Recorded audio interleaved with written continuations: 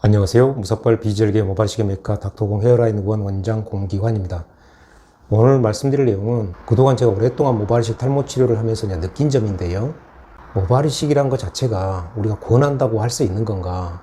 예를 들면 환자분이 오셨을 때 혹은 병원 아니라도 주위에서 우리가 탈모 있는 분들을 봤을 때 모발이식 좀 하세요라고 하면 과연 모발이식을 할 것인가? 이제 그런 부분인데, 금방 말씀드린 것처럼 제가 오랫동안 이러한 모발이식과 탈모 치료를 하면서 느낀 점은, 모발이식은 권한다고 하지 않습니다. 예를 들어 우리가 어디가 아파서 막 쑥쑥 애리고 그렇다면 그건 견딜 수가 없기 때문에 어찌됐든 병원에 가서 치료를 받겠죠. 그렇지만 탈모라는 거는 그런 건 아니기 때문에, 탈모가 심해도 병원에 안 가는 사람도 있고요. 탈모가 가벼운 경우인데도 병원을 또 찾아가서 상담하고 진료를 보시는 그런 분도 있습니다. 실제 모발이식을 하려면 가장 중요한 게 두 가지 요소가 있어야 되는데요. 첫째는 환자 자신이 모발이식을 하려는 마음이 있어야 됩니다. 그것도 해볼까 말까 이런 어정쩡한 마음이 아니라 나는 모발이식을 꼭 해야 되겠다, 그런 강한 마음이 있어야 되고요. 이러한 강한 마음이 없는 경우는, 예를 들어 제 주위에 보면 탈모가 상당히 심한 분이 계시긴 하는데요.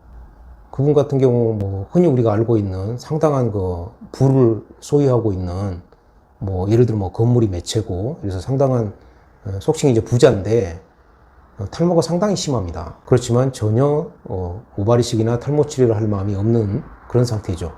그런 경우 우리가 모발이식을 권한다고 해서 그런 분은 절대 모발이식이나 탈모 치료를 하지 않습니다. 둘째, 현실적으로 모발이식에 필요로 한 비용이 있어야 되는데요.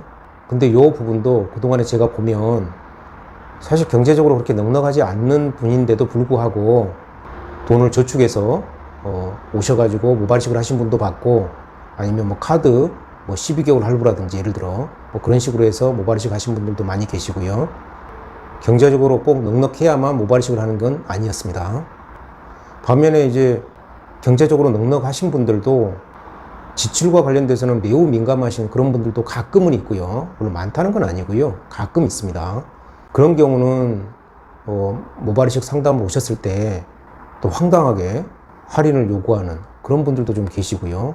그런 경우는 사실 모발이식이 실제로 이어지기가 어렵습니다. 따라서 이런 모발이식에 필요로 한 그런 비용을 지출할 의사가 있어야만 실제로 모발이식이 또 이루어진다, 이런 부분이고요.